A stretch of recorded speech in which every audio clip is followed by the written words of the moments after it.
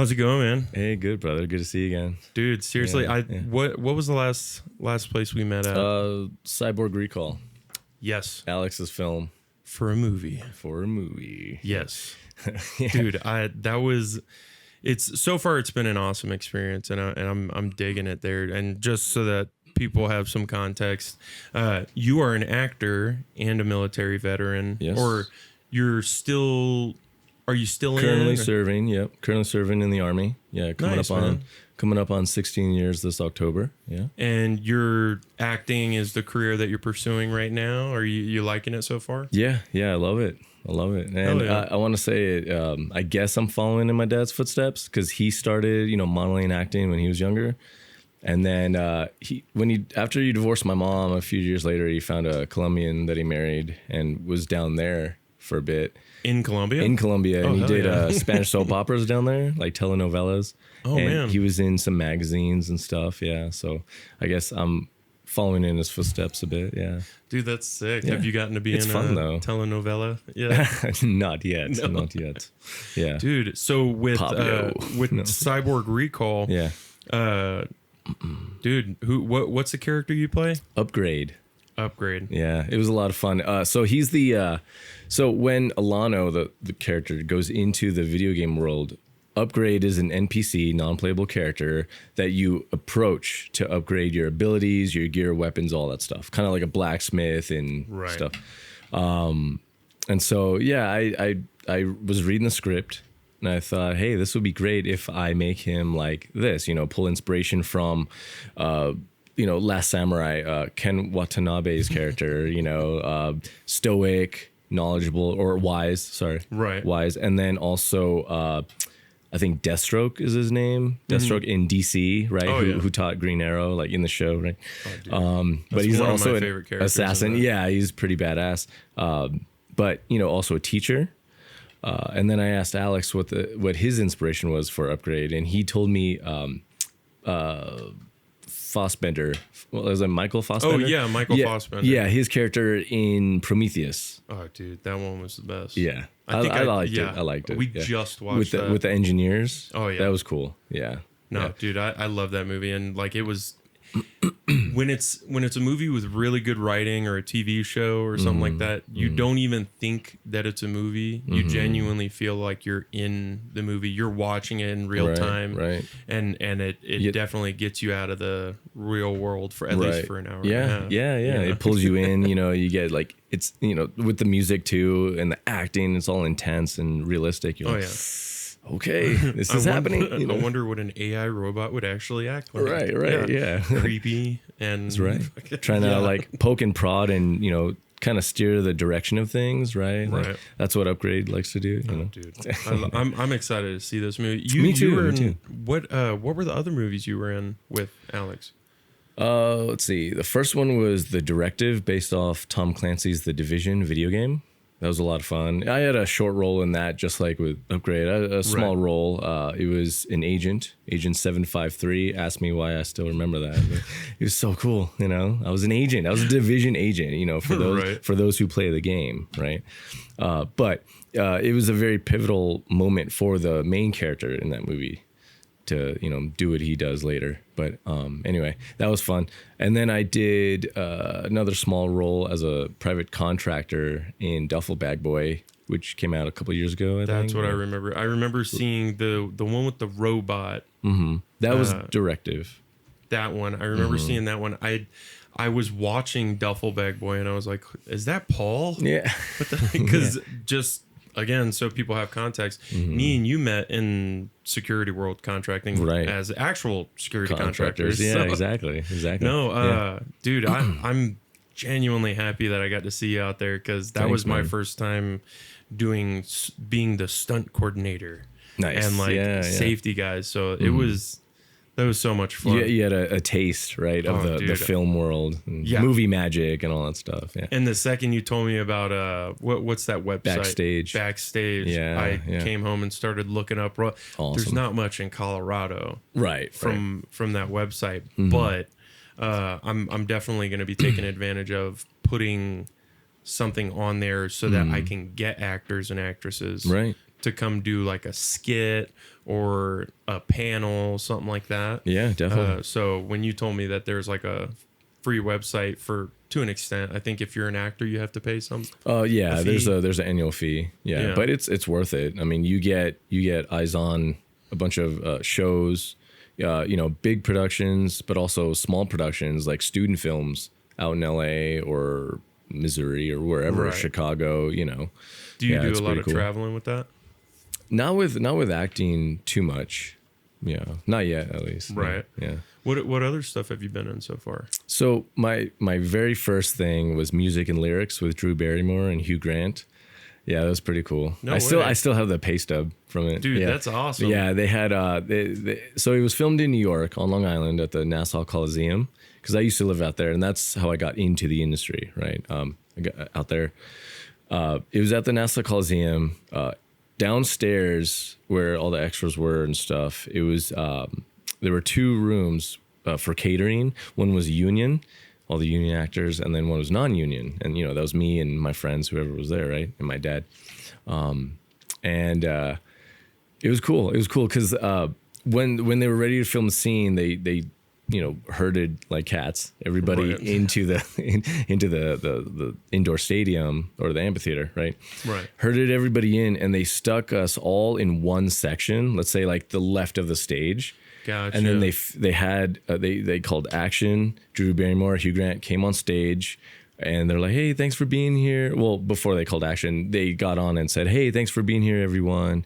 It's a great pleasure working with you. Thanks, all that stuff." And then action, and then they did the scene, and then they said cut and moved everybody into the middle section, right? And just Film the scene again, yeah. and then cut, moved us all to the right side of the stage.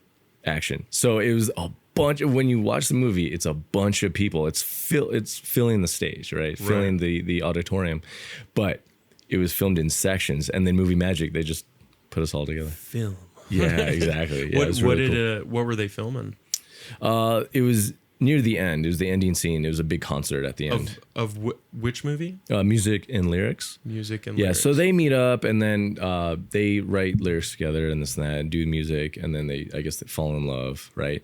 But the ending scene that I was in, there's a performer in the movie named Cora. And it was cool because they had, they passed out all these like wristbands and headbands and everything that lit up, right? And T-shirts. They would pass out T-shirts that said Cora on it. It was really cool. Just to Dude, be that's behind the badass. scenes. Yeah. It was really cool. You told me you got to do a commercial or Yeah. I've done some commercial work too. Started what have last you done year. so far? So the first commercial I did was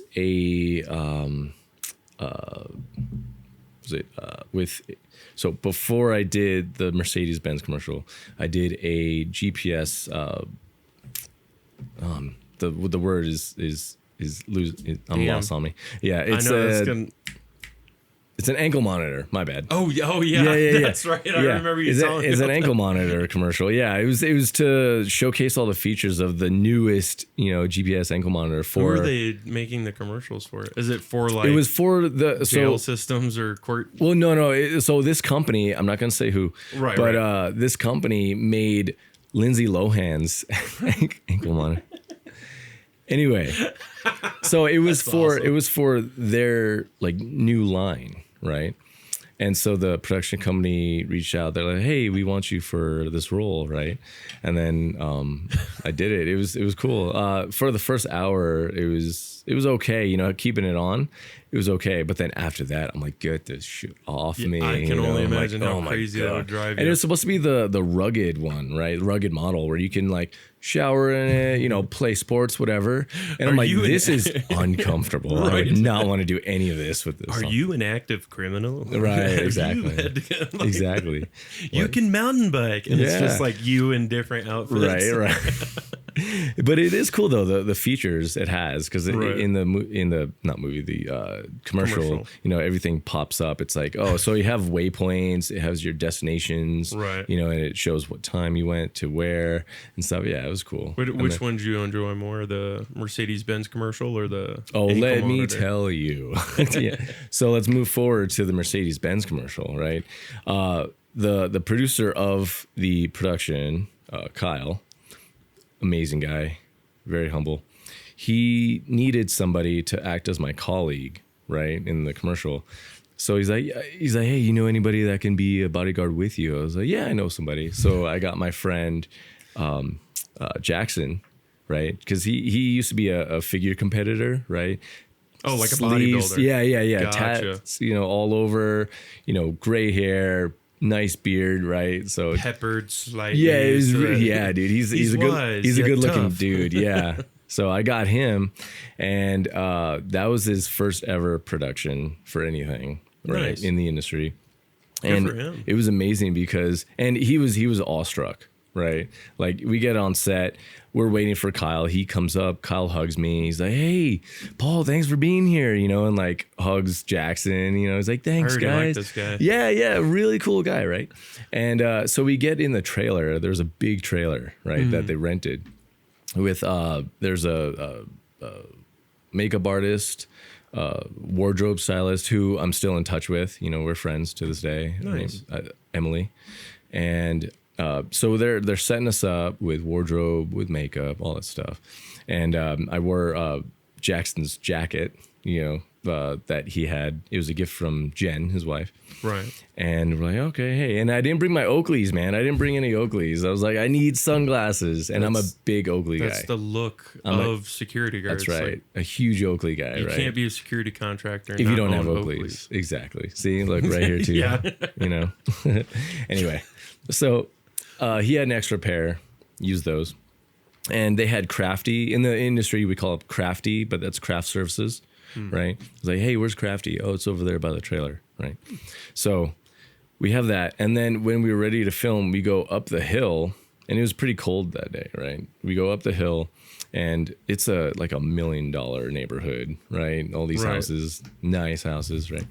They had a warming tent set up. They had this car with this big rig on it, right? Camera rig. It was really cool. Man. Yeah, it was And awesome. and you're not driving it or anything. It's No, we didn't it's drive. on one of those rigs where like Oh, the like in the car's there and movie you're where dri- they're yeah. the stunt driver. No, not even that Gotcha. much. But it was that was just for the camera guys to track the car, Gotcha. right? Yeah. So the that's cool. 2026 G Wagon, that's what we were showcasing, right? Hell yeah. The G Wagon that was there, and they also had a AMG. I think it was the CLE 53. If not, the CLE 53 was the next day, but Right. there was an AMG there, AMG black, that was supposed to be me and Jackson, our bodyguard Right. vehicle, right? So we stand up against it, arms crossed. We're waiting for the guy to come out of the house, and then our client, our boss, right? He's really cool, Ryan Orr. He's a Hollywood stunt guy, and Oh, nice. yeah, his resume is a mile long for stuff he's done.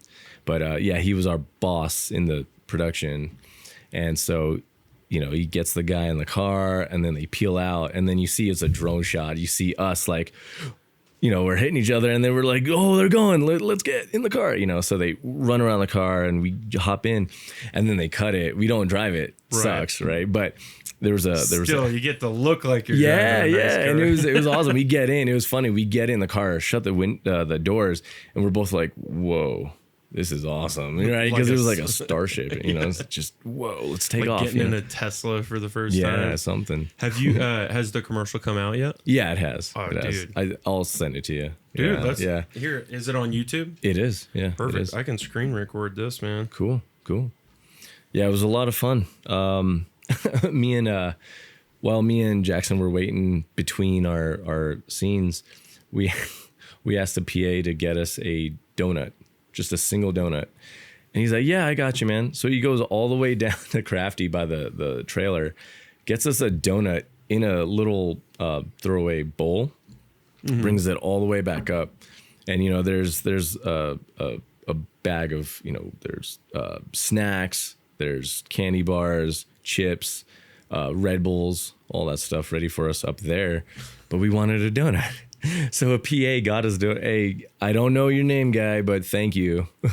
Thank you so much for getting us that donut. Like, Dude, that's Yeah, it was that's so cool cool. when you can, because most most people in that kind of industry, you always think are going to be like douchebags. Oh yeah, But no, it's usually not the like people helping and actually getting stuff done. It's always Right. like the top dog is like, I don't need to talk to these Oh, people. right. You know, Yeah. stuff You're like under that. beneath me. Yeah. No, but Yeah. for the most part, everybody on set was really cool. Which one is it? It was let me see if I can bring it up. I wasn't sure if it's supposed to say like G-Wagon or anything. All right, so we found the video. We're gonna watch it right now, and it'll pop down there for you guys.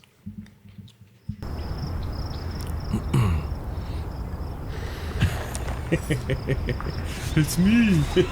There I am. Didn't expect to see you here. Let's go for a drive.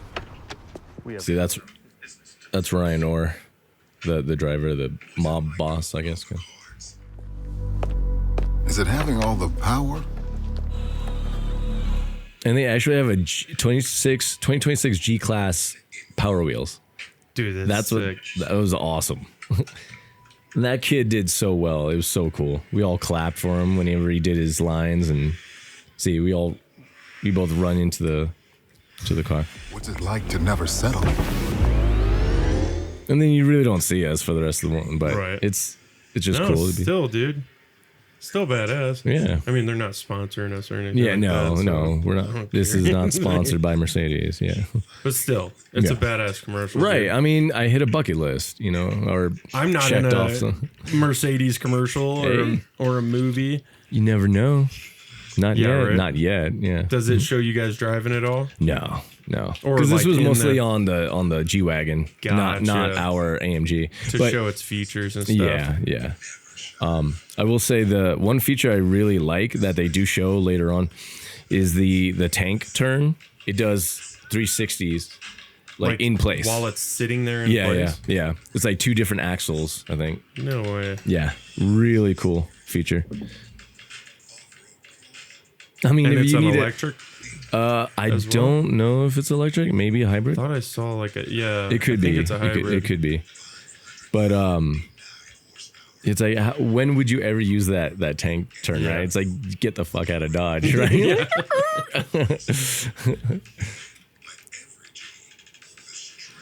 Now I want to see this thing do a. And then you could also change the lighting on the inside.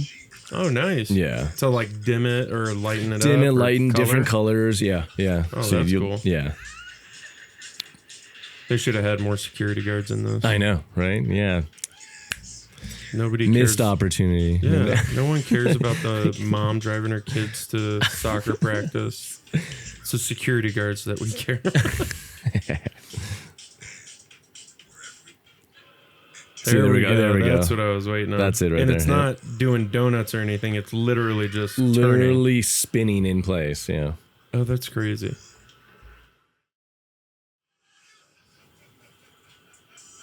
That's pretty cool. Yeah. That's a cool feature. Whee! And then at the end, Oh, what happens at the end? oh, it's just big Mercedes symbol, and it closes out. See right there. Bam. Beautiful.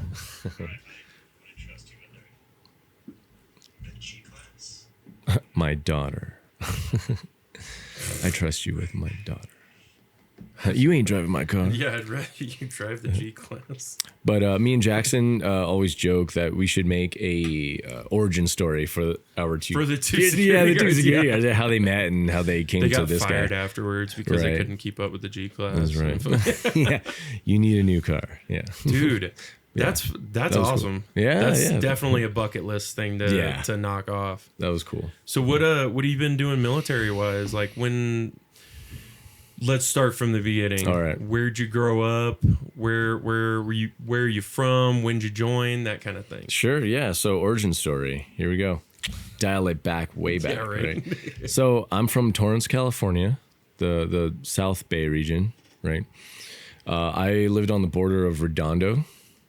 Torrance is a big suburb of LA, a relatively safe city, very, very diverse, very multicultural.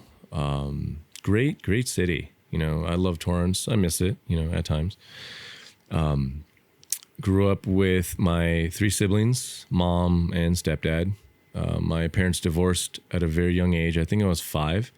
And I remember, to this day, I remember that defining moment when they divorced, because Right. in the courtroom, or sorry, it was in the courthouse.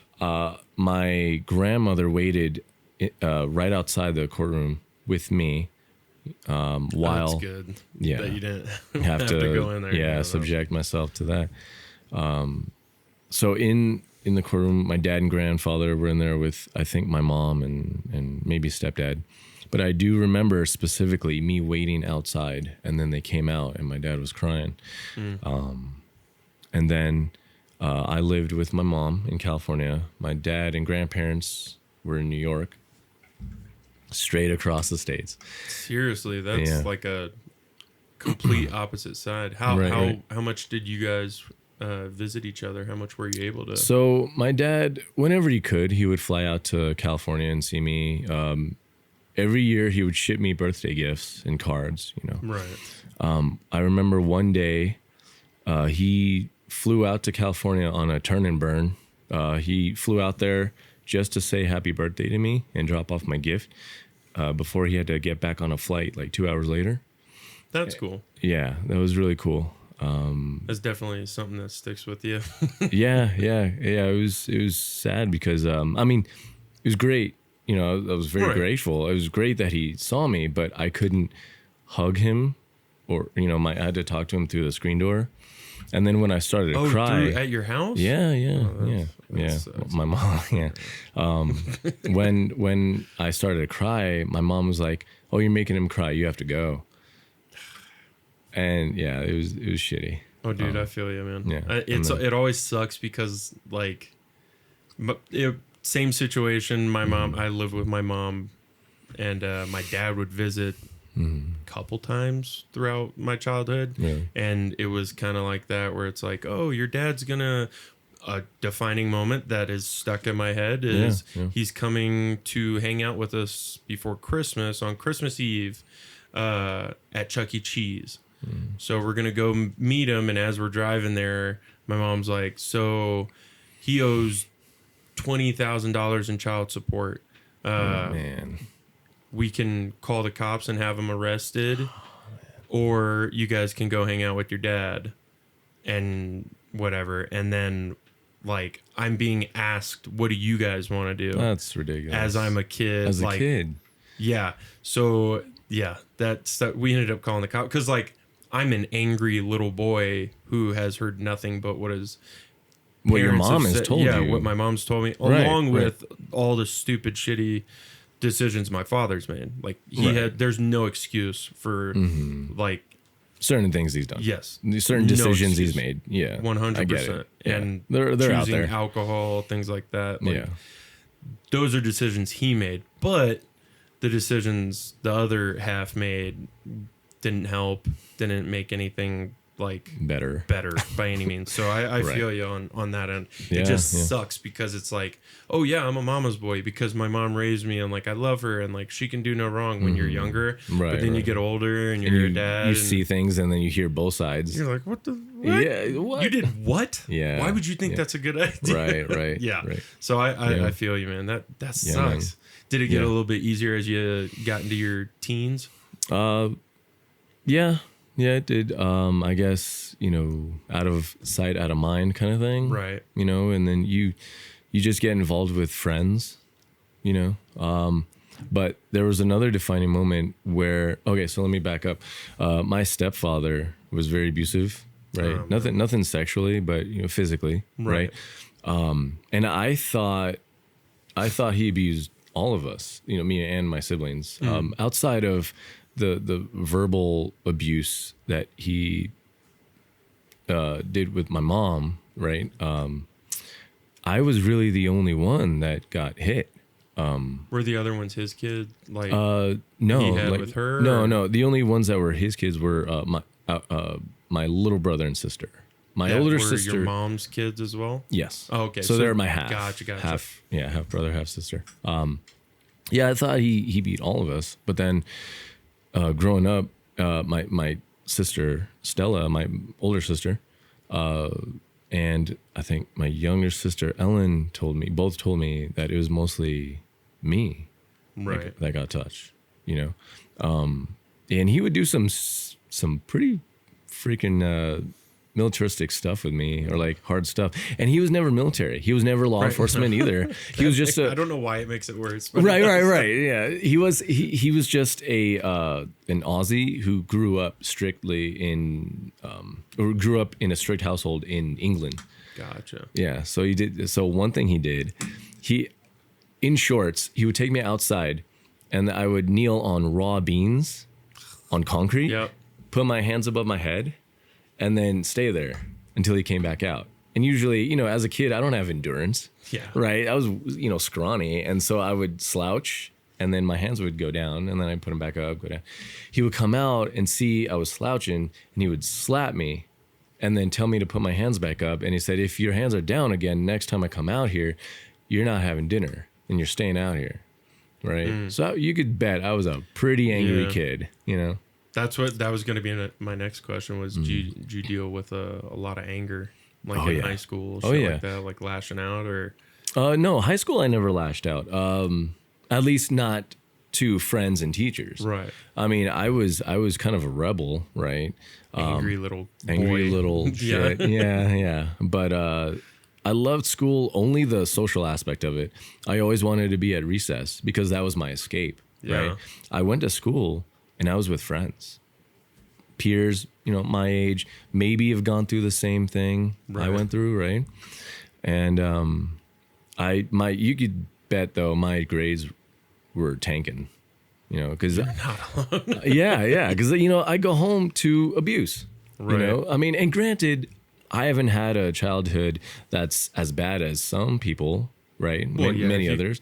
Don't compare yourself to other people. Yeah, it's all relative, but and perspective, like perspective too. What's bad to you might be like horrible to somebody down the street, or bad to me is exactly not as bad as what's bad to Drew Barrymore's kids or whoever's kids. Yeah, that's like a big name actress or actor is like, and then mom took my iPad for 10 minutes. It's like, okay, yeah, you're fine. Yeah. Come walk in my shoes for for a little bit. Yeah. Your shoes, whatever. Right. Did that make you? Do you think that defined what you ended up?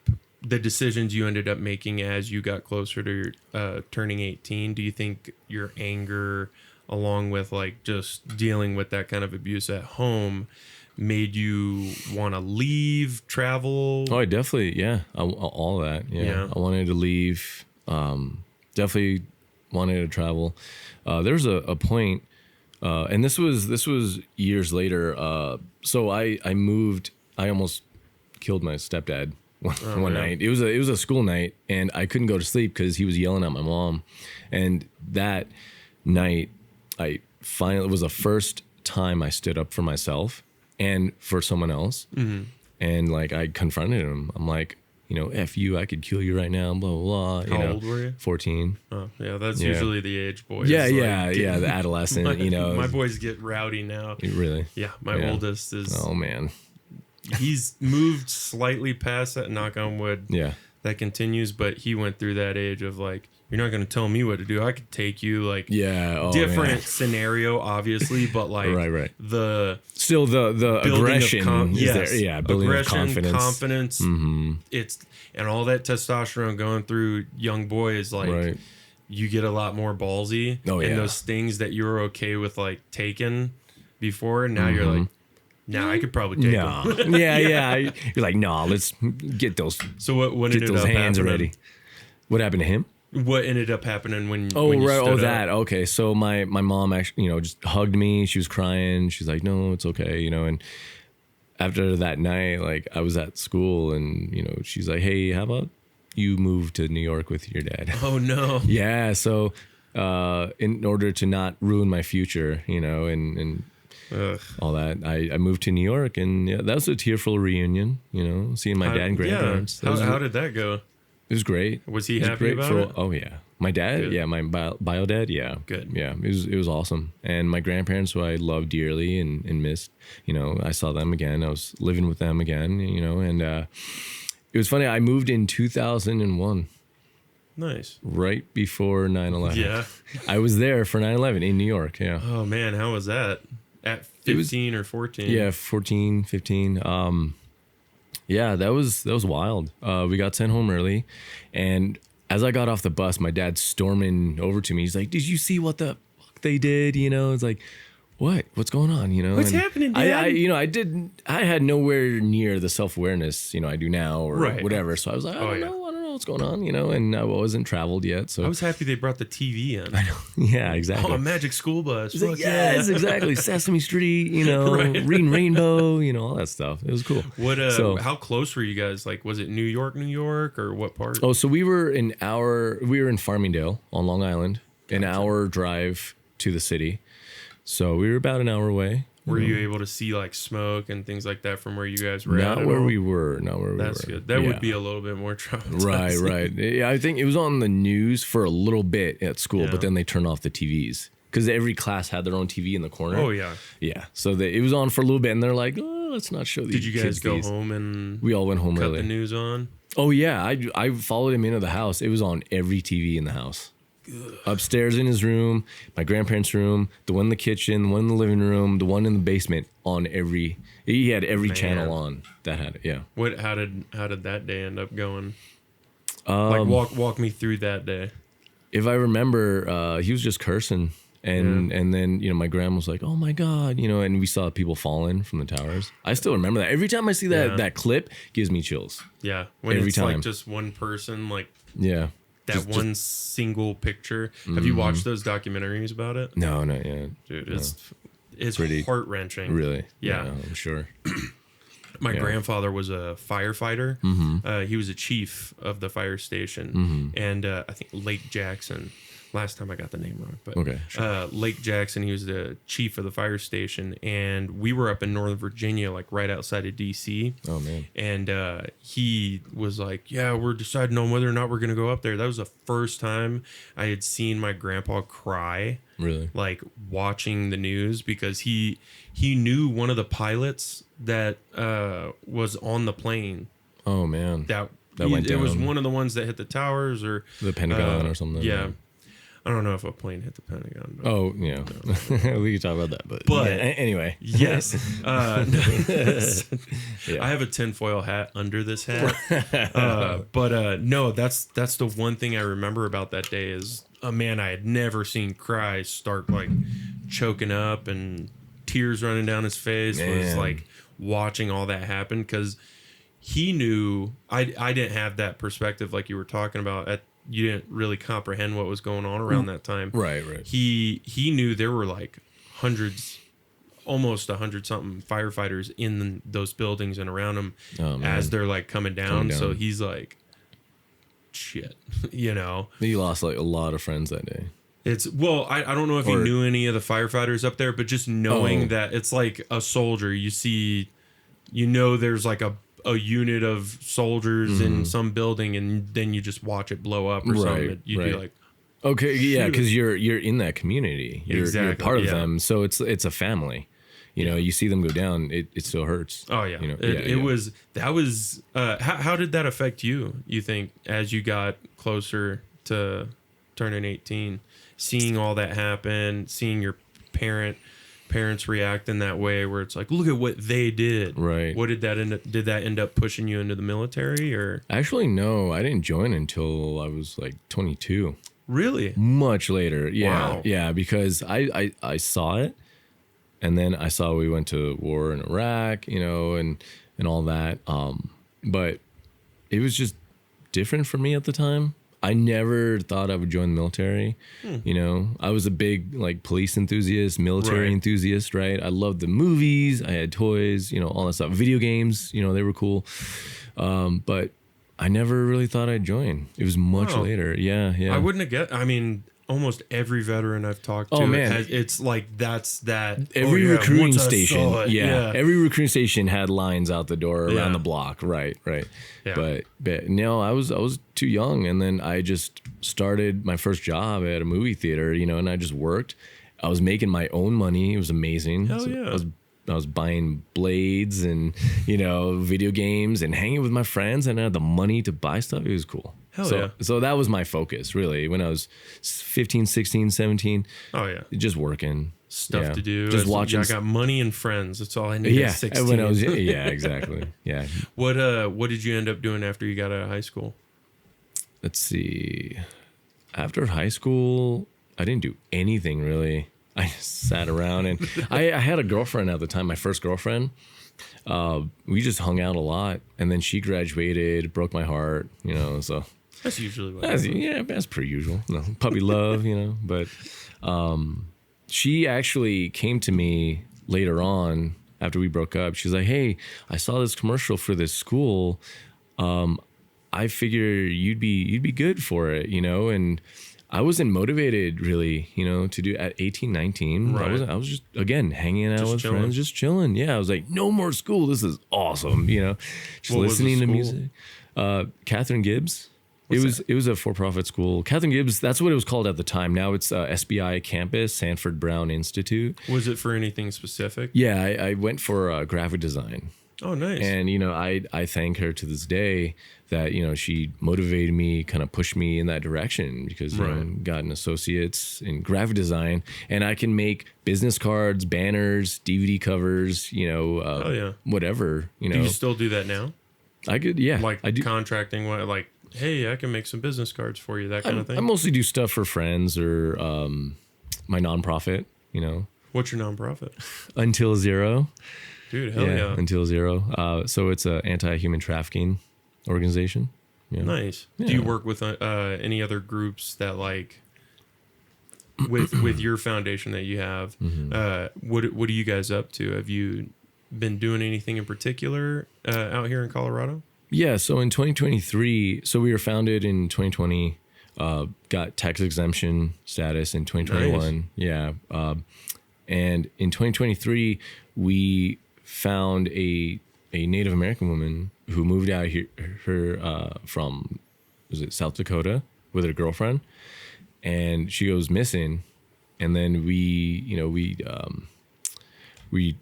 did some, in the trenches stuff. We walked around, talked to people, passed out flyers. I remember you telling me about this. Yeah. I remember this. Did you? Sorry, go ahead. I specifically remember you telling me about this on one of our security jobs. Right. That's crazy. Go ahead. Yeah. So anyway, she goes missing, and she went missing from downtown Denver, like right by the convention center. So the exact spot her girlfriend told us that she went missing, we were asking the restaurants and bars in the area if we can check their footage. This is an ongoing investigation, if we can check their footage. Right. And they said, oh, it's through a security company, you have to contact them, right? So we contacted them. They didn't get back to us.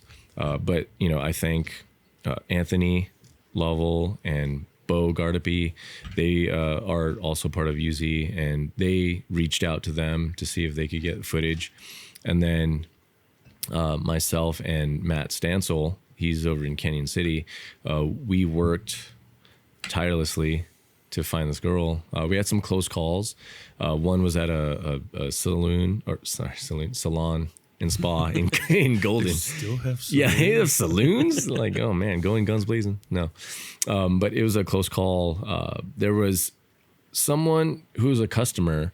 She saw this girl walk in and said, "Oh, that based on the description given in this Facebook group, I think that's this woman, right?" So she messages the group, and then the mother of the girlfriend contacted her, and then the girlfriend Tanya contacted me. He's like, "Hey, can we go out to this salon and check it out?" Right. I was like, "Okay, yeah." So I pick her up. We go to this place. We tell him the situation. He's like, "Can we see your camera footage?" Yeah. And then we viewed it, and she's like, "No, it's not her. It's not her." Yeah. I was like, "Oh, damn. All right. Let's keep looking." And then we get a call saying Adams County Sheriff's Office, got a calls for service, a 911 call. And they're like, okay, it was this girl's name, right? So we go up there, we go to the clerk, we file for records, of information, yeah. And they're like, all right, we'll get back to you. And it was like a few hours later, and they finally emailed us like, hey, you can pick up the record, So we did reviewing the record, and to me, it was kind of shady because calls for service. It seemed a few lines were redacted. It was like whited out. Right. That's what it looked like, because it was like, what's all this information missing, right? And there was an address given, right? And then they couldn't pursue anything further because she called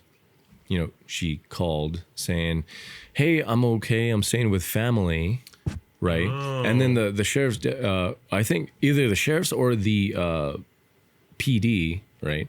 They responded to the call. They met her in person saying, hey, yeah, she looked fine, of sound mind and body, right? But that's subjective, right? Of sound and mind. How do you know, right? Because they're not trained in specific like trauma, all that stuff, human trafficking, That's a whole other topic we can get on. They need more funding for training, right? Jiu-jitsu, anti-trafficking for certain sections in the department, Right. Anyway, like how do you know she's of sound mind and body, right? She could have been through a lot of trauma, and then you just brushed it off and said, hey, she's fine, let's go. Yeah. And so they relayed that back to the detective, the Denver detective in charge of her case, and he closed it.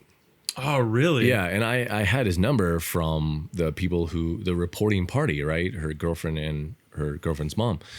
So I called him. I was like, hey, this is so-and-so from Until Zero. We're working her case as well. And he's like, oh, yeah, thanks. Nice to meet you, whatever. I was like, can you tell us if she's staying with a family? He's like, oh, I can't divulge that information. I was like, joke's on you. I was like, we know she doesn't have a sister named so-and-so, right? So she's not staying with family. He goes, oh, well, yeah, Anyway.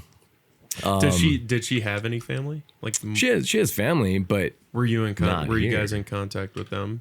Like, were they also concerned? The only family, quote unquote, that we were in contact with, and they were like family to her, right? Was her girlfriend and girlfriend's mom. Right. Carol. And it wasn't like a situation where the girlfriend, like the one that's missing, is like, I don't want to be around this chick or anything like that. Like, it wasn't something like that. So they had some differences, and they argued a lot, but that could have been a little bit of the springboard, for her to, because they did argue when they got downtown, and then they split. They kind of, wanted to take some time to cool down, right?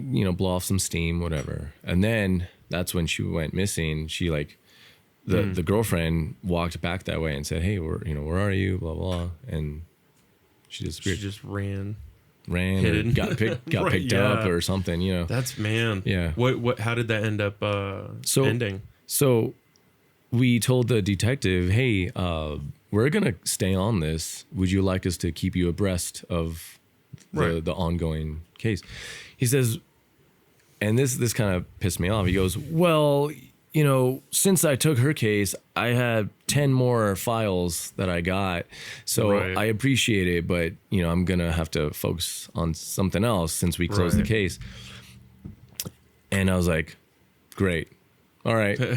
Thanks for nothing, This kind of sucks. Yeah. Okay, then, Damn. So, but here's a little thing too, little bit of information. She's a Native American, and that usually turns into a federal case, right? Because her mother, her girlfriend and her mother were both on a local news station for this. So like, hey, this case is big because we're trying to find this Native American woman. And then it goes to MMIW, right? Missing and Murdered Indigenous Women, and MMIP, Missing Murdered Indigenous People, right? That's the whole Native populations term mostly is for them, because here's the statistic. Native Americans count for 2% roughly of the U.S. population. Right. yet they account for 40% of all trafficking survivors. That's a Yeah. huge number. That's a huge number because everybody's trying to get off the res, right?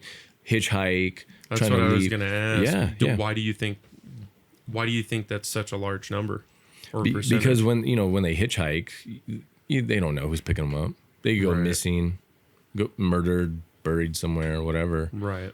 So that's a big thing. Do you think especially in that the Four happens Corners? on the reservations more or off the reservation? There's a lot of drugs and alcohol involved on reservations. A lot of crime. Yeah, I I wouldn't know be surprised. the law enforcement on most reservations is like not what it could be.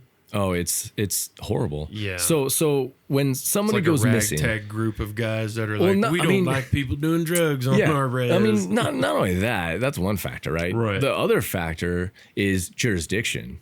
right. It is a shit show. That's right? what I'm saying. Like if the other police departments or bureaus can't get on there to really do anything about it, then all you have to help you find these people, maybe on the res, most likely off the res, is going to be this ragtag group of Right. sheriff's deputies that are reservation deputies or Right. whatever they would. Tribal police. Yes, thank you. Right. Yeah. So it's like if there's a native that goes missing on a res or near a res, tribal police get involved because it's a native, right? Then local police get involved, right? And then maybe federal, right? So they're all passing the buck to each other. They're not really focusing. Hey, there's no cohesion, no working together, and they have joint task forces, right? But the majority of the times, it's this hodgepodge, like, oh, here, it's your jurisdiction. Kick it's in the yours. can is it's a yours. good Exactly. analogy. Yeah, That's kicking the the best can analogy to for the that. next Yeah. department. Yeah, it's sad. That does suck, man. Yeah, Have you heard anything else from that, or is it kind of like waiting till you guys hear something back from Oh, from for her? specifically? Oh, no. So we found her. Sorry. So that's yeah, good. yeah. Well, that's good. Positive So- ending. Yes, exactly. So circling back to her case, right? It was on July 4th of all days. So Nice. I get a call from Tanya, the girlfriend, saying, "Hey, we found her." Apparently, she was done after that call to Adams County, right? I think she told us later on that there was somebody in the group that they were with that died, so they dumped her, and they didn't want another one dead, like the pimps that had her. Oh, okay. Yeah, apparently it's this bigger thing.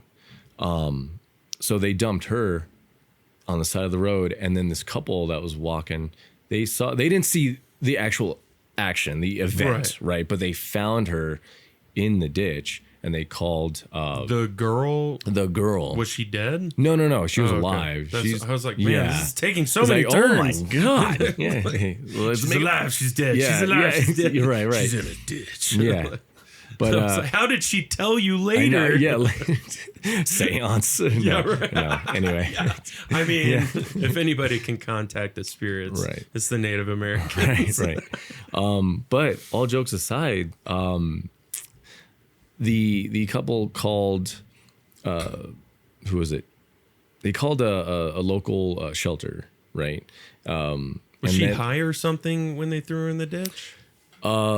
Well, that's like the usual MO, right? Right. Traffickers, pimps, they'll take their IDs and they'll pump them full of drugs and then threaten them with violence, right? Coercion, all that stuff, right? So they call the cops. Yeah. So they didn't call the cops. They called the shelter, a local shelter in Denver, right? Okay. And then they dropped them off there, and then they called the number that was on the original missing persons poster, right? Because Carol, the mother of the girlfriend, she was getting way too many calls that she talked to Denver PD. Was like, hey, can you change the number?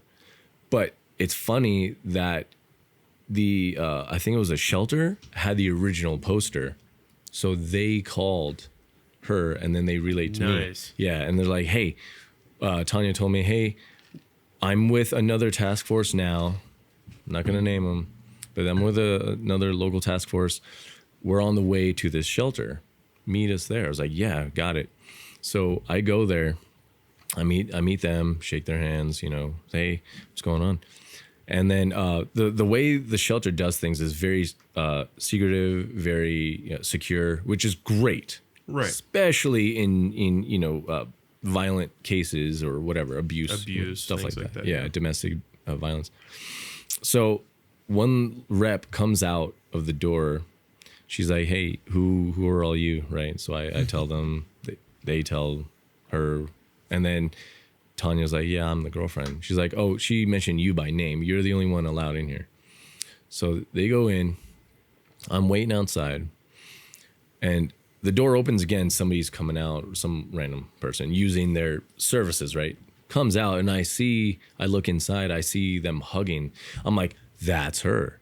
That's her on the missing persons poster. I'm like, we got her, and I'm texting the other staff of UZ. And so they come out and they're like, all right, what's next? I was like, hey, I'm Paul of Until Zero. We've been helping search for you. And they said, what's next? I said, all right, next order of business, we take custody of you. We set you up in a hotel. Or before that, we go and buy you all new stuff, right? Clothes, everything. And that's what we did. So the other two of the task force, I bid them farewell and, thanks for everything. Thanks for your help. And I take Tanya and the girl, or woman, she's, in her 30s, took both of them, went to a store, a Walmart, and bought all new stuff, clothes, water, food, new shoes, everything, hygiene items, toothbrush, whatever. Oh, nice. Whatever, right. And then we go to a hotel outside of Denver proper, right? Set them up, late checkout, whatever. I was like, hey, what's going on? Before I leave, let us know what's going to happen tomorrow. What are we doing exactly to keep this from happening? Yes. And then so Tanya tells me another task force, separate task force, a rep from there is going to pick them up and then drive them back to the reservation, back home, wherever they lived. Right. Yeah, prior. Yeah, gotcha. Outside of Colorado. Right. Drive them back. I wouldn't want to stay in, especially Denver. I wouldn't want to stay down there if I had just gotten thrown in a ditch in Denver. Right. Yeah. Like, peace. So did you guys get any more context to what happened? A little bit. She said she was drugged and all that. And it's, you don't have to share if it's like private or anything like that. Yeah. But I was just curious. There was that. But we actually paid for her Lyft all the way in that other state. We paid for Lyft for she and Tanya to go to the hospital to get tested for STDs and all that stuff. Yeah. Right. But especially if they were pumping her. Oh man. Yeah. Pumping her full of drugs. It's shitty. That's do you, with the people that you've worked with in that kind of that area, space, that space, have you noticed a lot of drug abuse or homelessness or mental health issues or anything like that? Or is it literally like, when I'm thinking missing persons or something like that, I'm thinking somebody's getting snatched off the street, and like Taken. Yeah, exactly. I'm thinking Taken. Liam Neeson. Right. Now I have to karate chop everybody to get my daughter back. Right. That's what I'm thinking of when I'm thinking like trafficking or anything like that. That's very Hollywoodized, right? That rarely ever happens, if at all. It's usually somebody they know, familial, right? Right. Or like a boyfriend, right? They call it like a dealer Romeo. or something. Like yeah. So that's my main question is like, I've grown up around alcoholics, addicts, everybody in sobriety, anything you can think of. And like I've worked with a lot of homeless people as well. And like, I feel like 70% are lying. And then you got 30% that are genuinely just got like Liam Neeson situation. Oh, right. Thrown into the worst situation ever. Right. That's it. It's just hard for me to like not feel bad. I feel bad because that's horrible and that sucks for anybody, and no one should be treated like that. Empathize? Hard for you to empathize? It's hard for me to empathize because I've met so many people that are in that realm that lie about everything. So I'm all not that I don't trust them, but I am like I'm always questioning. And Yes. Yeah. I'm always questioning, okay, is this person just getting high and like dipping out? Right. Because they don't want to be around whoever they're around, or they're not enabling them, or what, you know what I mean? Right. Like a lot of it is people that I've run into that aren't being enabled. So then they're like, screw this, I'm gonna go fuck off for a month or two, and you know, and then when I come back and I'm like, I can't use that anymore, I'm gonna tell them, I was kidnapped and Liam Neeson tried saving me, and like you know what I mean, like they make this giant story. I'm always questioning that. Apprehensive 100%. Has that been an issue for you? We try as much as we can to vet, you know, certain calls or tips, whatever.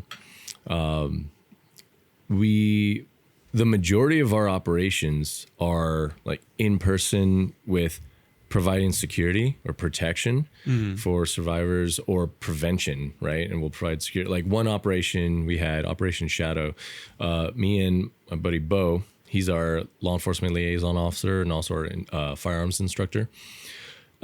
We shadowed and provided EP, you know, executive protection for a couple directors of a partner nonprofit for a tribal summit in South Dakota. Nice. So we made sure their weekend was, you know, safe and relaxed. kosher. Yeah. I mean, there were a couple threats, but thankfully nothing came of them. Anything in particular that like really alerted you guys, or? Yeah. So I think one of the employees of the and they weren't supposed to, like we specifically told the front desk, do not go in these rooms, right, to clean. We don't need the service until we check out, right? But stuff was like somebody went in their room and moved stuff around and this and that, so we were on high alert then. Right. Yeah, but thankfully. And somebody else commented on the tribal summit post, I think, on Facebook. I'm gonna do such and such. We'll, you know, do A, B, and C to, you know. He's like, you're gonna die, you know.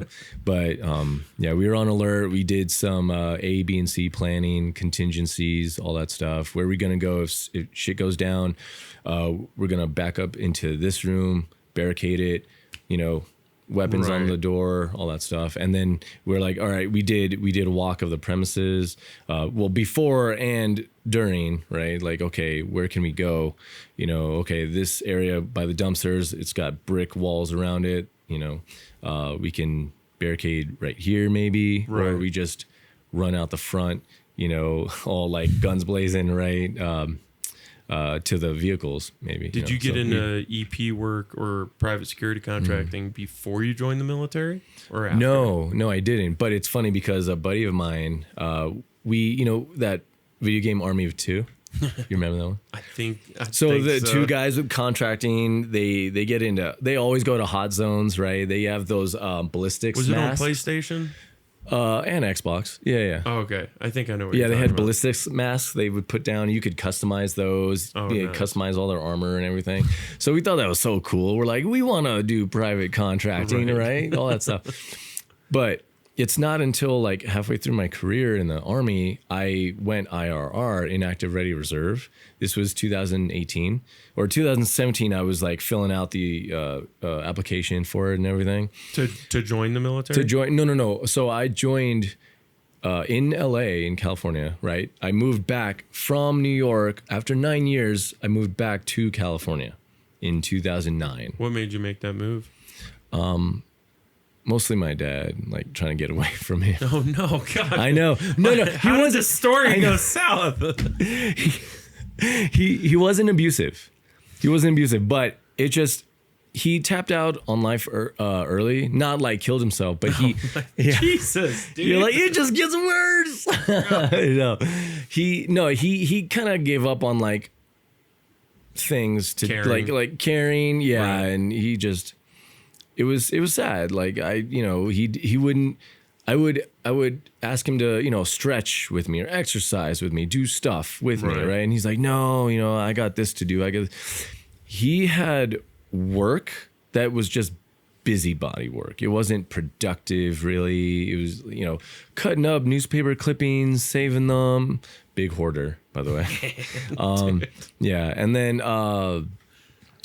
that, and then watching politics all day, every day, and like That'll make you go crazy. Yeah, That'll just make you wanna that, start a that podcast. that in general. Hey, I know a guy. So Yeah.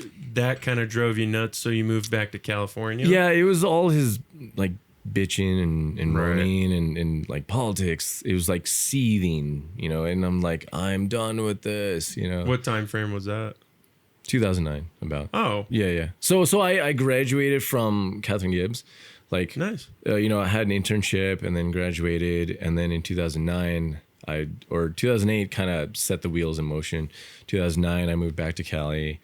And then I joined, later that year, I joined the Army. Nice. And- Active duty. Reserve. Reserve. I've been Gotcha. in almost 16 years this October. Straight right. reserve. I don't know Yeah. why I thought you said the beginning was active and then switched to inactive ready reserves. Right. No. It was active reserve, and then right out of AIT, which is Advanced Individual Training. I mean, but for those Right. listening, watching, don't know what that is.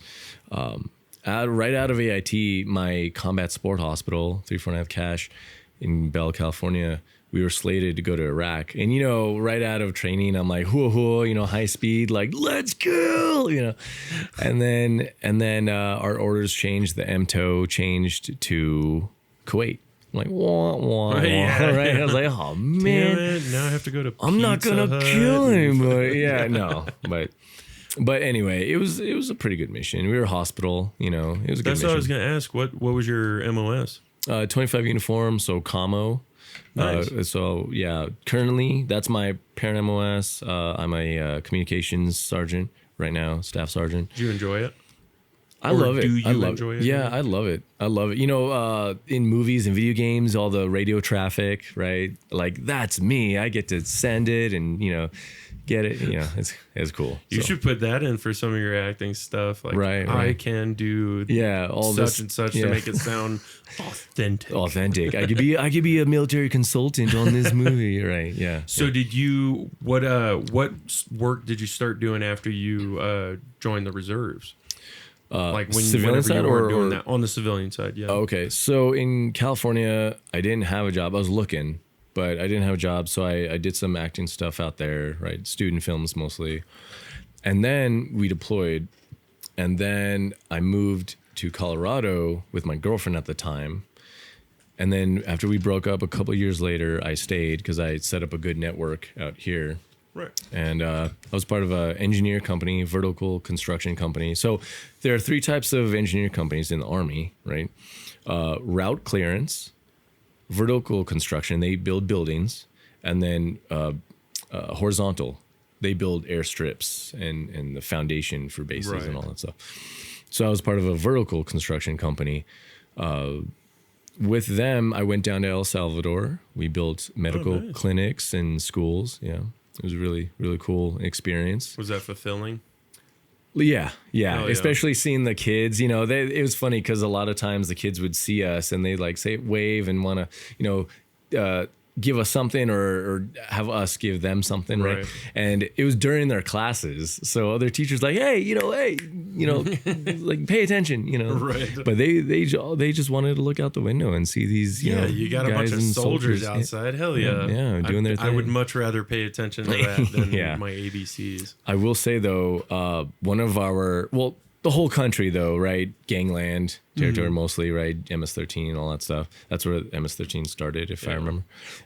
But our site wasn't too bad, but I was at the school site, right? The medical clinic site was in gangland territory, like all neighborhoods, all that stuff, right? So PSYOP went around and gave out pamphlets and talked to people and said, hey, the U.S. military is going to be here not to help the government build stuff. We are helping the people build stuff. And that wasn't a lie, right? We did help school buildings and build clinics for people. Right. So every day, every morning, and every night to and from the job sites, both job sites, we were escorted by their commandos, the El Salvadoran Special Forces guys. Oh, that's cool. Yeah, so it was cool. It was a good relationship between you. There wasn't a lot of animosity. Right. Did For you the guys most have part. anything crazy happen? Not to us, not. Right. I don't think our cycle, but a previous cycle, they had some Marines go off base and be all arrogant and shit, and they picked fights with some guys at a bar. That sounds like a bunch of Marines. And they got killed. Oh no! Yeah, they got killed. So I mean, they tell us, don't go off base. Don't go off base, right? If it sounds stupid, looks stupid, smells stupid, Yeah. don't do it. Don't do it. It's probably stupid. Yeah. Most likely. Yeah. So there was that. A lot of the guys had balaclavas, right? So they wouldn't be Right. recognized. We were told though there was one of their commandos that was recognized. He didn't have a balaclava on. He was recognized off base, off duty, with his wife on a bus. And one of the gangbangers killed him and his Showed up wife. on a moped and shot them both or something. Well, no, I think the guy was on the bus with them, and so like he killed them. Yeah, Jeez. it's just shitty. Yeah, Man, that blows. yeah. How long were you out there? 2 weeks. Nice. 2 weeks for our cycle. Yeah, Hell yeah. Operation Beyond the Horizons. Yeah, Dude, that's awesome. it was man. cool. It was cool. Yeah, I mean, was- so I haven't seen combat, but Right. I've had a fulfilling career so far. Oh, dude, I'm you not know. Rambo. I don't. Yeah, no. Why not, Joe? Yeah, right. With everything you've got and all your knowledge, Yeah, right. how are you not Rambo? No, They haven't strapped me to a mattress and like electrocuted me. And, your nipples just. yes. No, Yeah. dude. I wish I had gotten to do more stuff while I was in the military, but I've always had that vibe of like, you know, if I could go back now with the knowledge I have and like the experience that I have, I would be able to accomplish a lot more than I did when I was in. Okay. I didn't really accomplish what I wanted to. Really? So like in that sense, I feel unfulfilled on that. But I mean, with the stuff that I do now, I feel like I'm actually making a difference in some way Cool, yeah. to a lot of vets. Right, good. Just not that I'm giving them some secret password that's going to tell them how to navigate the VA system, but Some secret algorithm. you know what I know, mean? Like yeah. giving them basic information that every veteran should have is like, that's my main goal. And it makes such a difference. Yeah. One of my buddies, my wife's been up his ass about going to the VA, redoing his appointments, appealing, things like that. After I had already been like, dude, you need to go back to the VA. He finally went, did everything. She had been like, keep going. And he finally got his 100%. Oh, good. Yeah. Good for and him. Yeah. backdated to 2021. Okay. And he got it Nice, yesterday. So he's nice. going to get like Oh, good for him. man. $80,000 Yeah. fucking dollars. Oh, because plus- of back pay. Dude. Yeah. Jeez. Yeah, and I mean it's such a difference. So that's why every time I see you, I'm like, you out yet? Yeah. Like, Yeah. Hey, let's talk. Yeah. Yeah, man. You said you're You're like waiting to retire though, right? I'm trying. I'm Oh, trying. yeah. It's exhausting at times, you know. But yeah, so I recently, earlier this year, re-upped for INDEF.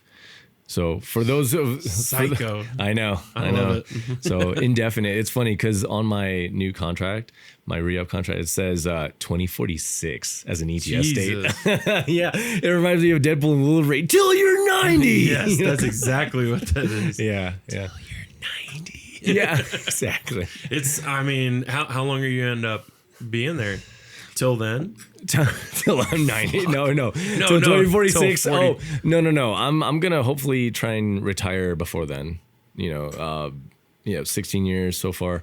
Congrats, yeah, we'll man. see. That's a feat Thanks. in itself. I mean, I like it. You know, Oh, yeah. I do a good job. I would like to think I do. You know, Did you I get mean, a good bonus? when not re-enlisting because I didn't get Oh, my. gotcha. So I was formerly in a drill sergeant unit, right, at Fort Carson, and I did not. Unfortunately, I did not make drill sergeant. It was one tiny screw up. I remember telling you What could it one be? tiny screw up, yeah. And it was land nav, but for those who think, oh, this stupid reservist doesn't know how to land nav, I got 3 or 4 points, all right, and I got my unknown point. You Hold need on, at let me least get- 3 or 4. Let me get the soapbox. Yeah. Stand up on Give that. me that thing. I'm gonna talk, right? So, No, but I got 3 or 4 points. I correctly plotted the unknown point. They give you an azimuth, a distance and a direction. Right? I plotted it correctly. I got it right. The first time I fucked up on that, but I got it right every other time, right? The practice test, the practice course, on the course, and the study halls, I got it right. So like day of, comes down to the wire. I did it. I went around the course, and it was a huge course, right? If you have a point way up north and a point way down south, good fucking luck. Right. Dude, you have 3 hours max. You can't go a second over, right? Like most PMEs in the military, right? Primary military education schools, right? So I fucked up the unknown point. They sent me home. I had my tail between my legs, right? My unit sent me back for phase 3 insert, right? I just did everything in phase 3. And land nav came back, and I was nervous, right? I was nervous. And so that time I found 3 or 4 points, got my own point, just busted time. I zigged when I should have zagged. Damn it. I was following a classmate, and then she was going down. So on the map, right, the veg is way too thick at DSA, Drill Sergeant Academy, or USADUSA, as they call it, U.S. Army Drill Sergeant Academy. The veg is way too thick. You can't, if you try to go, skip and go through from one fire break to another, good fucking luck. Right. You can't. You're going to be all cut up, and you're going to waste so much time. So they tell you, stick to the fire breaks, stick to the trails, the tank trails and the roads, right? There's a big road that goes all along the outside of the route, or the map, right? Right. The course. And then there's fire breaks that go in between. They connect road to road. And then between those fire breaks, there are tank trails that you can go on, right? If you're really good, and at the time I got very fucking good, right? Because of all the practice, all the studies, and then I failed, and then I had to go back, right? And then all the practice those times at phase 3, right. the second time around. So I got pretty familiar with the course, right? So I was following a classmate or squad member. They call them platoons, right? Each classroom is a platoon, right? Or sorry, I want to say I think that sounds right. I think it's squad. Yeah. No, how they do it's different. Each classroom is your, I think, platoon. I think it was platoon. I think that was it. I was 5-1. Vanguard, right, was 5th platoon for squad. So it's squads. Each classroom is a squad. Gotcha. Right? 5-1. So Vanguard. Anyway, the second time I was another platoon. I don't remember what it was. Anyway, it's not important. The second time I was following a classmate, and she was going down one fire break, and I was like, hey, this doesn't go through. We're going to have to go up and, go another fire break. And I guess she didn't hear me, or she didn't, care. I should have followed her, bro. I zigged when I should have zagged. I looked at the map, and it wasn't a perfect translation, right, to real world. So I go up. I go back and then go up the tank trail to the next fire break. That didn't go through. I'm wasting time. I go all the way back to the trail, go up another fire break. That didn't go through. And I'm cursing to high hell, right? I bet. And I go back. I go up. I go through. And at this point, You did a lot of zigging and zagging. yeah. And at this point, I had to sit down a little bit because I was getting, seeing stars. At that point, it was hotter on that course than I went in The other time? January, February, March, right? Because I went end of May for the phase 3 for the second time. So it was getting really hot. And I didn't have the Jolly Ranchers or whatever, for electrolytes that I did the first time. Mm-hmm. I ran out, and my water was getting dangerously low. I was getting black on water. I was like, shit, this is bad. So, and I was rushing, bro. I was running that course. And I sat down for a few minutes.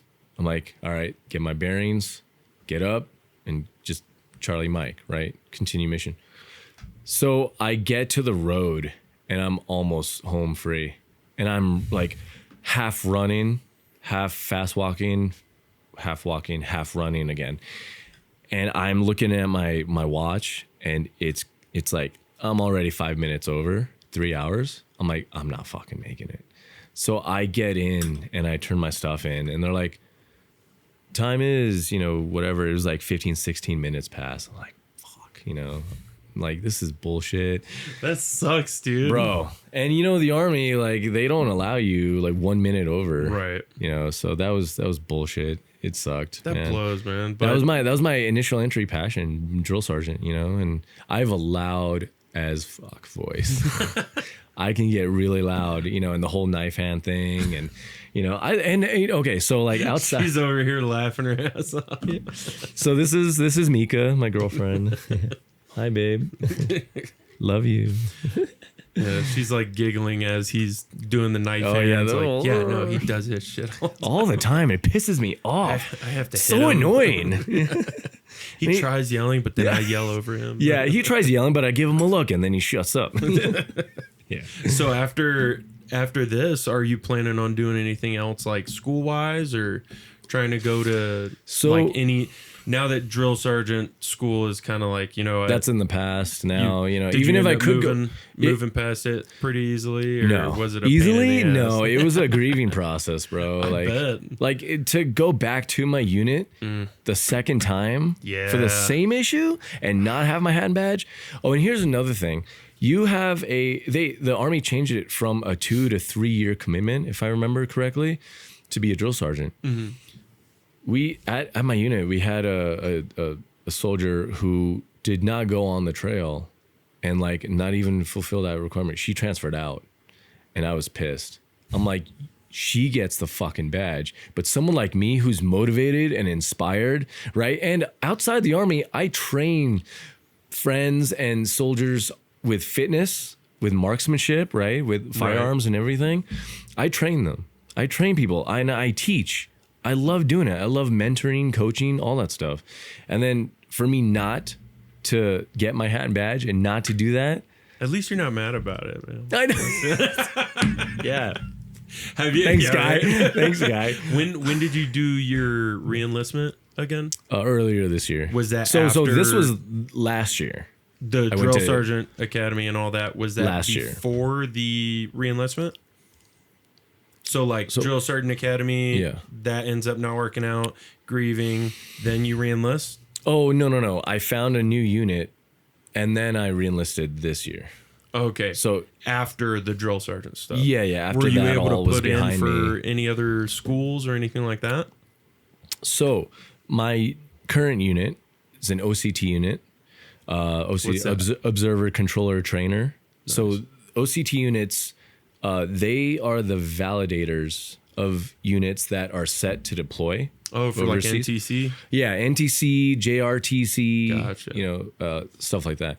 So any unit deploying, OCT units validate them on lanes, right? Nice. On what is it? TENOs, right? Training, evaluation, and objectives, I think it is. Mm-hmm. So they train soldier units on certain lanes, whether it's medical or patrolling, all that stuff, right? Everything that a soldier baseline foundation of a soldier is supposed to know before you are a supply sergeant or a commo specialist or whatever. You're an infantry or not infantry, right? That's gonna piss off the grunts, right? No, you're not infantry. No. Before you are an MOS, a certain MOS, I would say you're a rifleman first, right? Like every Marine is a rifleman. It's because every soldier picks up a rifle to defend, to fight and defend, right? Right. So baseline, you should know these warrior tasks and battle drills, right? Before you pick up a pen or a food or whatever for your MOS, you should know how to be a soldier. Baseline. There's a lot that don't. There's a lot that don't, right? And even me as a commo reservist, I've had pretty fantastic training, right? I've done best warrior many years ago when I was a Nice. PFC. And I've also done DSA. And DSA is a ton of tactics, right, in the field and classroom. So I've had awesome training with that, right? Right. Oh, and WLC. When I went to Warrior Leader course Nice. in Camp Buehring, Kuwait, we had a little bit of tactics and stuff there, and STX, right, situational training exercise, right, where we had to look for a hostage, and there were actual tunnels, like in this mount site. There were that's actual nice. tunnels that connected the buildings, right, on either side of the mount site. Hell yeah. Yeah, so me and my buddy Spence, right, we were in the same squad. He's got stories too, but yeah, we were one of the very few squads. I'm kind of going off on a tangent here, but we were one of the very few squads that only had that survived the whole exercise. The only reason why I had a buddy in my squad die was because he volunteered to go in the room for me. Like I was, telling us, okay, let's go here, clear this. Metaphorically. Oh yeah, guys. notionally. Yeah, notionally, not realistically. In the scenario, in the he scenario, right? The STX at the end of WLC, right? It was a training Gotcha. exercise. But we were looking for the hostage, clearing rooms, and then I was about to go in this room, and then he was like, "No, stand back, stay back." And then he went in, and he saw the guy too late, and he got hit. So I was like, "Damn it!" Yeah, but we survived. A lot. It's funny. A lot of the combat arms guys, they all rushed in, and they all got killed or blown up, whatever. Notionally, of course, in the training exercise. Right. So I kind of find that funny. It's like all the grunts all died, and the support guys were Yeah, the like, combat arms were badasses, man. Like Yeah, we they gotta are. run in and blow shit up. exactly. But I don't give them any shit. Like they have a hard fucking job, man. Are you liking doing that now? Out Yeah, there? yeah. OCT. So I still have to go to FA, which is First Army Academy, to get certified as an OCT. I've already done the online course, the phase 1. So, get familiar with OCTs, all the nomenclature, the acronyms, what they do. And now I have to do it a phase 2, which is a resident course out in Arkansas, I want to say. Or is it may not be Arkansas. It was Rocky Mountain Arsenal, Right. I think. Or I have no idea. oh man, what's the yeah, anyway. First Army Academy. I have to go there for phase 2. I think it's only like 5 days. Nice. Yeah, but we had some good training this past AT this summer at Fort Carson. It was good training. AARs give after action reviews after we grade or get graded, right? Because we all rotated. Everybody that was at Carson, we rotated among a unit that's being validated and graded, and then being an OCT, grading the unit, right, and then Right. being OP4. So we were, it was cool. We were cycling through all 3 so we can get situation awareness of like all 3 like roles and responsibilities. Yeah. Dude, hell yeah. It sounds like you're fun. actually enjoying it. I know am, the drill yeah. sergeant part sucks, but I mean, getting into something where you can still train and, Yeah. Things like And that. still mentor and Yeah. coach. Yeah. So this is, if I can't be drill sergeant, this is another good role for me in the Army. Nice. Yeah. What are you doing outside of that? Is it mainly acting or acting private security? So I do, after the whole drill sergeant thing, or prior to that, I front loaded the Army for many years, right? Okay, I'll go and do this for Uncle Sam, right? Oh, hey, I'm being called up. Let me do this, right? Now, post DSA, I'm like, F this, I'm gonna front load acting now, right? Right. And so now that's what I'm doing. In addition to a little security work, some gigs here and there. Right. I have a certification, a CPT, personal training certification by UHP, University of Health and Performance. But Nice. I'm also working, and it's really really cool. You should look into that school, or if you know anybody that wants to get into personal training or be a health coach, fitness coach, whatever, or they have IHC, integrative health coaching. They Right. also have precision nutrition courses. If you know anybody or you yourself want to do any of that, look into University of Health and Performance. Amazing school. Do Right. they have programs or scholarships or anything like that for So vets? yeah, they take the GI Bill, and whatever the GI Bill doesn't cover, there's a scholarship by Team RWB, a nonprofit that helps vets. Their scholarship bridges that gap. Oh, nice. Yeah, and their CPT course is 3 weeks long. Amazing staff, right? Knowledgeable, very humble. It's a great experience. It's more than just a classroom instruction and then you take an exam. What do they go over? So they go over everything from nutrition to anatomy, everything in a CPT course, right? But there's also courses for they call it space, right? You talk about anything from struggles to your life to where you want to be in like 5-10 years or so, right? Right. And it could be a spiritual experience, if you allow it. It doesn't have to be. But space is for everybody in your class to talk about, where you've been or what you're going through now and then where you want to be. It's great. Kind of like some therapy along with instruction, fitness and nutrition. Yeah. And also they have classes about social media and like how to set up as your own brand, right? As a fitness coach or whatever. Yeah. Am I going to start seeing you on TikTok? Like, and this is how you do a perfect. Right. As I'm looking at the camera, this is how you do it. Yeah. No. As you can see by my dress. Yeah. So you want to go that way for the supplements and then over here for, no. And don't forget to buy my new creatine. Right. The hand model. Exactly. Yeah. Ooh. Dude, that's sick, man. Yeah. Have you got any family out here in Colorado? No family other than Mika. Nice, yeah. Man. Yeah. I did have my son, but his mom, I just sat down with him on Monday, a couple days ago. She's moving to Texas with him. Gotcha. And then is like kicking me out of his life. So he's 7 now. He just turned 7 a few weeks ago. And I've been in his life since he was 1 year and 8 months. And even though me and his mom broke up, I wanted to stay in his life. I took responsibility for him, helped raise him. Gotcha.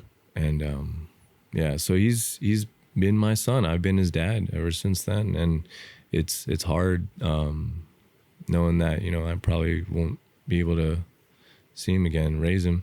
Right. I don't know what the future brings. I could see him again. You never know, man. Yeah. And I know it seems like really shitty right now. Yeah. That is shitty. That sucks.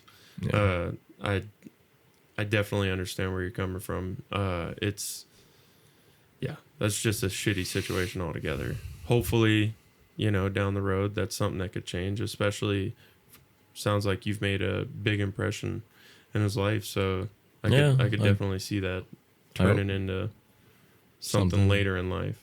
I hope so. I hope he reaches out to me, sees that his mom is kind of manipulative and, whatnot. It was sad. I didn't even get to hug him goodbye, because it sounds like the stuff he was saying, a lot of it sounded like it was influenced by her. Right. And she was telling me, this is him volunteering this information to me. I was like, I don't know. Like I got up when he said something, like near the end of our visit. I got up. I was like, I don't need to listen to this anymore. I'm like, that's definitely not from your mom, but it's their words that would come out of her mouth. I'm like, okay, I don't need to. Everything happens for a reason, and even the shitty things happen for a reason. I think that, yeah. I'm the good thing is you have people here that care about you, that are around you, and making sure that you continue to surround those people. Yeah. Surround yourself with those people. I try. Yeah. But it also really sucks when you're losing friends left and right, Yeah. No, that doesn't help at all. Or suicide or something. The veteran community is definitely full rife of with it. Yeah, it's sad to say. Have you you've done a lot of stuff with CRF, right? Like gone to some of the events that we have out there? Sorry to say, I haven't yet. No. I mean, me and Marshall are on LinkedIn together, and I follow CRF, Combat Recovery Foundation. I thought you had gone to one of the other campouts. I mean, Alex That's right. Oh, okay, that's why I'm thinking it, because Yeah. the last time I Actor, saw you was director. up at the campsite. Yeah. No, dude, that you should definitely make it out there. Yeah. I know you guys are down in like closer to Denver and stuff, but still, I'll drive up here. She knows too. Easy She's like, excuse. it's so far. I'm like, oh well, I love Loveland. So. Oh, dude, they're doing something this Saturday. I'm gonna be popping by this. Okay. This I'll be up here this Saturday. morning. I'll be up here dude. because my friend's having a birthday. Yeah. So yeah, for her daughter. So I'll be up here. No, So dude, we'll it's see. they got a Brian Shaw and Eddie Hall up here, the two strongmen. Yeah, Brian Shaw. They're going to be What? doing some stuff out here, like arm wrestling competition or Oh, something that's in really Loveland. cool. What? So I'm going to go up there. Babe. Exactly, dude. No. It's free. Yeah, It's free. Even better. So I'm gonna go help them out with whatever they're doing up at the campsite, Yeah. and then go there with the kids. But Okay. yeah, dude, they do so much up there, and it gets you around other vets, and I mean, nobody likes to sit around and sulk about stuff that is shitty, because it sucks. It sucks, You know what I especially when you want friends, like loved ones, to reach out to you and they don't. But veterans are notorious for that, right? Yeah. Not reaching out to anybody. And then seeing them 10 years later and being like, "Hey, what's up, bro?" Like nothing changed. Like nothing changed. Yeah, but it's that between. Yeah. That is very important. Yeah. And we need tribe, right? We need community, vets. Oh, yeah. But also anybody, right? We are a tribal species, right? Oh yeah. Yeah. So, No, I it's- completely agree. I think the best thing is finding a group that not thinks the way you think, but has the same kind of, this is the goal. I want to be around more people. I want to help as many people Right. as I can, and things like that. like I a servant leadership or selfless mentality. Kinda. Consider- It's more like You're like, no, it's like land nav, right? Yeah. Oh, you're not exactly. You're circling it, but you're not. zigging when you should have zed. No, I'm kidding. It's more like I'm thinking more like you don't want to It's sit all right. at I'm past home. it. I'm past it. Yeah, right. You don't want to sit around and like sulk about something shitty that's going on in your life, and then just sitting there thinking about it over and over and over and circling around and around. If your life is what you surround it with. Right. You know what I mean? If you surround Thoughts it with become things. And, yeah. So I think if you make it a point to surround yourself with other people that want to better themselves and become better versions of themselves, you just by osmosis will start feeling and thinking that way and want to become a better version of yourself.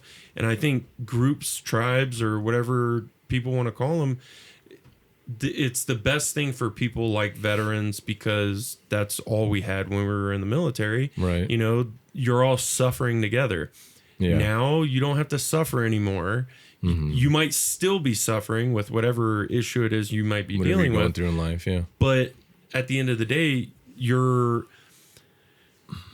I've found in the veteran community, it's full of nothing but people that want to help other veterans, so that like with what I'm doing, specifically helping veterans navigate the VA system. I'm doing that specifically because I wish I had known most of this information when I was in. Yeah. But I didn't. And I know, man, if I had known that then, I would have done this and this differently. So like Right. I'm always trying to like, hey, yeah, and I would probably do this. Like I'm always like shoving stuff on my little brother who was in the army. Yeah. He was a prison guard at Fort Leavenworth. Okay. But I'm always like, you know what? You're single, you're young, you're at 90% VA disability. Like you have all of these benefits available to you. You should buy a truck, like an F-350, put a truck camper on the back, and just live in that. Now you don't have to pay. There Like you I'm go. always trying to like tell him to do stuff I want Certain him to things. do. Yeah. Nice. Like, you know, this is what I wish I had done. Just put a bug in his ear, right? Yes. Like plant the seed. Yeah. It drives me crazy. And my kids hear me say that to him so much that like anytime I'm talking to somebody about, yeah, you know what? I've always wanted to get like a truck with a truck camper on the back. They'll just start busting out laughing because they know I'm going to say that shit to their uncle Sure. the next time I see him. Because it's like, why would you waste money on rent? Like, it's not a house that you're paying for. Like, Right. if you're single, You know, he's got a dog and a cat. Like, dude, they can fit in the back of that. Right. Run the AC. You're good. Yeah. The only thing is with the rest, I mean, you know, if he's done some hard stuff, he can shit in the woods or whatever. But I mean, that's the only thing. Get the camper with a toilet. Yeah. Problem solved. Problem solved. Get a Home Depot bucket with the little trailer toilet camper. seat. Yeah.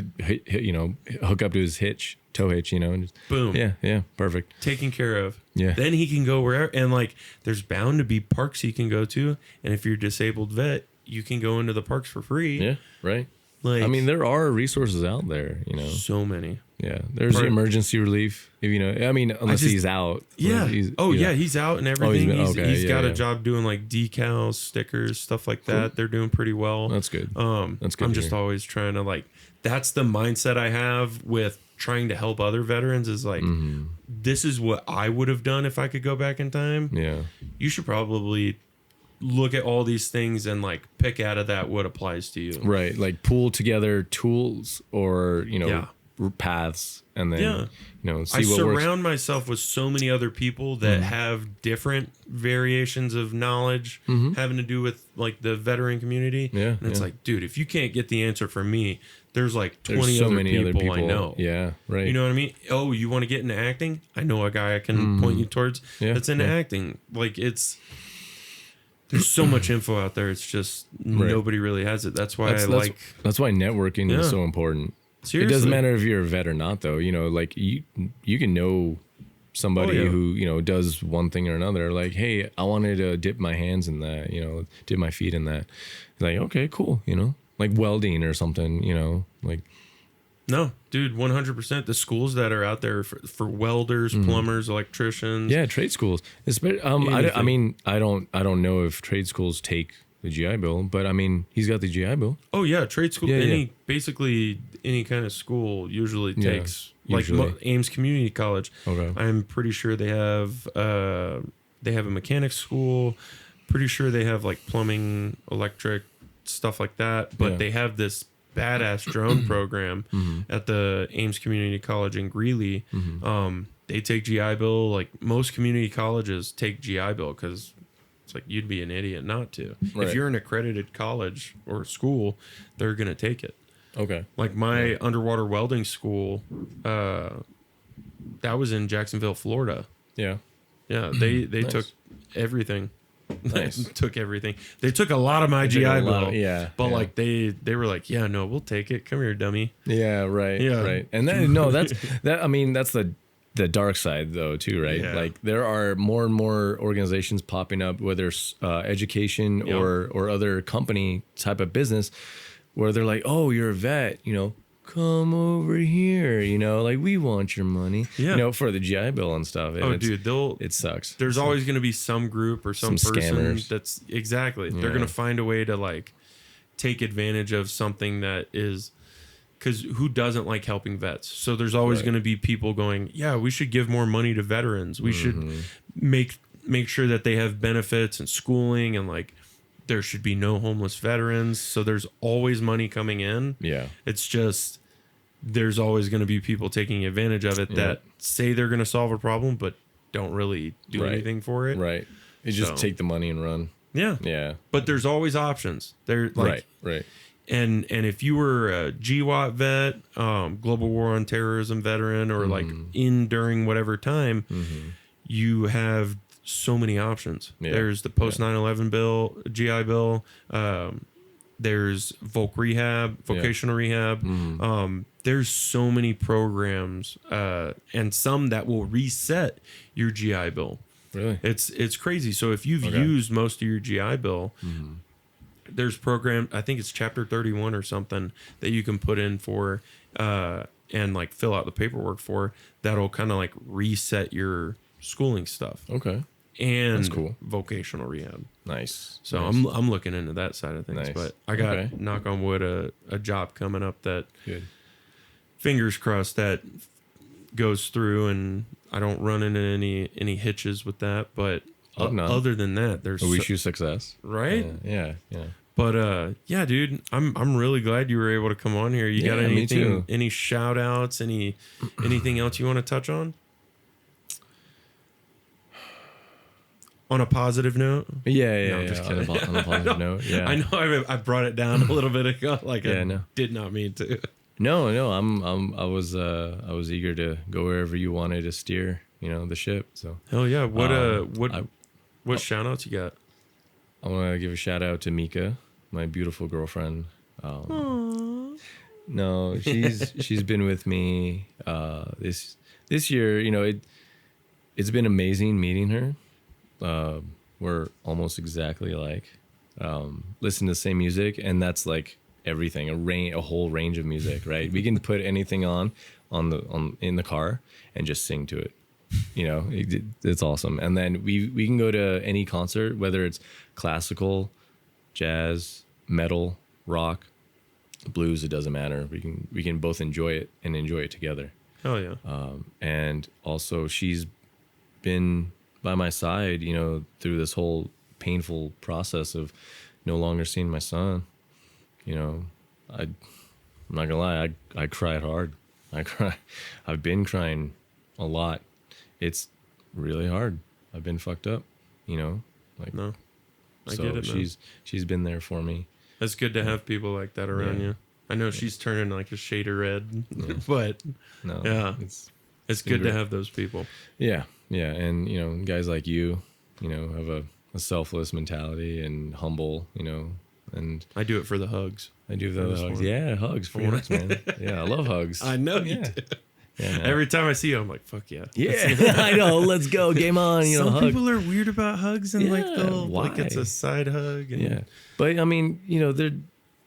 I don't know if it's just anecdotal, but I mean, there's. Why is she's turning red? Yeah, there's. I don't know if there's evidence, but studies have said that there's X amount of hugs for nurturing, X amount of hugs for maintenance, right? To maintain a good, healthy mind and body, right? And then there's hugs for improvement or for bettering your life, your quality of life.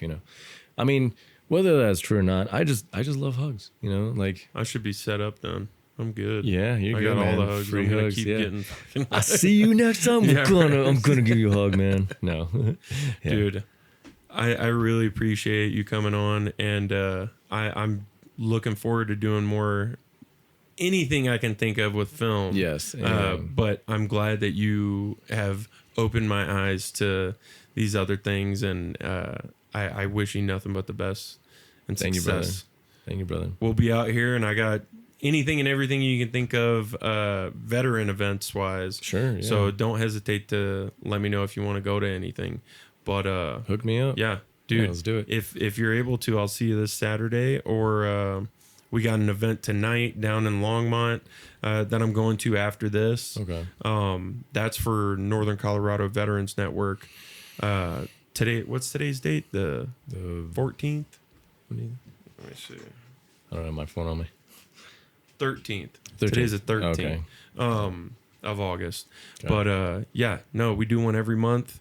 I think the next one will be out in Loveland. Okay. But yeah, dude, it's great because it's a big networking thing. It's just a bunch of veterans and foundations and businesses that come together and talk to vets and come up and talk about what they're doing to help veterans and if they need help or whatever it may be. Yeah. So it's Cool, just a man. good excuse to network and hang out. Good, man. I would also end it on saying, don't let the hard days win.